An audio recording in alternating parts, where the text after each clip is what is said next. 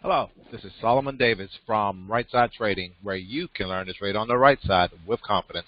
Today is February 16th, 2018, and this is my weekly trade review, where I review a NASDAQ trade. That's a 9:30 opening NASDAQ trade, where I look at that first 5-minute candle. If that first 5-minute candle is green, I trade up. If that first 5-minute candle is red, I trade down. This is all for educational purposes only. This is not a trade recommendation. There's a whole lot more to this trade than what I give you. I give you a couple rules. One of the rules, if that first candle is greater than 10, that's a no trade. If that first candle is a doji, that's $1 or less between open and close. That's a no trade. But I do have other rules, and as you have seen some of my other videos, that I do break those couple of rules there. But again, this is all I'm talking about is just one part of this strategy, one part of my QQQ trading the NASDAQ strategy. Again, trading is risky. You will lose money at trading. Please check with your financial advisor. Please check with your significant other. See if trading is something that is actually suitable for you. And the main thing is get education. We are here to educate you and help you learn about this if you're interested and if it is for you. I'll be posting this video out here on my YouTube page. Like, follow, do all the things that they do out here with this stuff, but that's not me. Let's move on to the charts. Okay, well, not too quick to the charts. Let me just bring up my slides like I normally do. Like I said, this is my weekly trade review. Today is February 16, 2018. This is for the week of February 12th through the 16th. Visit us at rightsideTrading.com. If you need to contact me and have more questions about this or want to learn more about what I'm doing here and other trades that I do, contact me at Solomon@rightsideTrading.com. This week was another one of those weeks of no trade. Again, I have certain rules. When I do certain rules, there's no trades. And now I'm getting where I'm not putting it up. I usually say talk about a next best play. But if you watch my videos, you follow up some of my stuff, I throw some of those videos out there, actually what I'm doing, some demos about how I go about doing it. I did one this week, just kind of giving you a heads up. Check it out if you would like to. But now let's go ahead and take a quick look at the charts and show you what's on the charts. And while this will be a quick one again with all these no trades. Okay, usually I've been talking about the week. This black line represents Monday line that's the weekend line. Over here is the weekend line on QQQ. Last week I said this looked like this probably would be the bottom. We might be getting one of these V-shaped, returns, and we did get one of these V-shaped returns in the market. I actually did get in here on Monday. I actually did get out of the market yesterday because that's just how I am. I knew I wasn't going to carry it over. The market had got, up here in this area. If I look at my QQQ chart, close to this area right here where we had sellers come down, I didn't want to take a chance of the market coming, up here and coming down hard. This morning when I first looked at the market was down here, and the market did open up a little bit higher. I was kind of hum-hawing. I got out too early, but then by the time the market closed, the market was back down here, and I was kind of feeling happy that I did get out of the market and not carrying this thing over for the weekend. I do have one contract. I'll let you know that I do have one contract out there still in the market. So just be upfront about that and the main accounts that I'm trading. But the market just stepped right up. I'm looking for the market. It has to cross these levels. On NQ, I got some levels identified here that I want to see the market cross up if it's going to actually go back really bullish. Of course, it's got to break these tops if we're going to say we're really bullish. And again, on QQQ, I'm looking for it to close. It needs to close above this area to start making a strong attack at that top. Or it can just reverse back down. That's the big picture, and that's all I need to say about the big picture. Let's go to our days. Monday, greater than 10, no trade. The reason I say no trade on these now, just to get a little bit more into that, because all of them are like this. A lot of times on these, let me back up. A lot of times on these no trade type things, and my indicator here is saying we're already at a top. Although we know these indicators, that's just telling us we're at our most bullish, part of this indicator. Really, that's all it's telling you. It doesn't mean that it's going to turn around and go back down. As you can see, it went up for a little bit more. It actually turned around a little bit. But you usually get, in this market, we got a lot of volatility in this market anyway. It's kind of hard to trade this market and all if you're not used to trading in these type of markets and all. But that's you usually get. It's not the best trades when you get these greater than 10.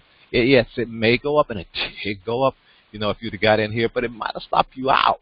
That's the other thing. You might be trying to make money, but can you take that pressure when this thing pull back down? Can you have your stop way down here somewhere, on these candles? So that's what I usually like doing. When you got those small candles, you can have your stop at the bottom of these candles or at the opening of these candles. But when you have these large candles like this, it's hard to have your stop way down here somewhere. Although, and that would have worked out for you, but that's a big, that's a lot of money going against you. In order to just to make, then you turn this trade into like a 1-to-1 instead of 2-to-1, the way I like actually doing it. So I just want to show you that, and I just show you that on that one day. And here's Tuesday, another greater than 10 day. Again, you can see 85, 95 greater than 10. Indicators are again already at the top. It's the other thing that shows you. And it did go up. They are going to go up, and you can play these if you just know how to play them, and you're disciplined about getting into these trades and getting out of these trades, or trying to get you a better entry in these trades and then getting out of these trades, because they're just quick scalp type trades. That's the other thing. Let's move on to the next day. Next day, again, greater than 10. You can see 20, 30, greater than 10. Let's just see. Oh, back up. I hit it again. I like clicking up there. Boom, boom, boom. This one here actually went up quite a bit, a little bit nice, quickly, but again, it does going to come back down on you. And you just got to decide how you're going to manage those trades and be able to get in and out of these trades. Again, Tuesday, Wednesday, Thursday. This was a strange day. I remember this. It came right down here to a level that I like. Again, greater than 10, 67.16, 67.26. Again, greater than 10, 36.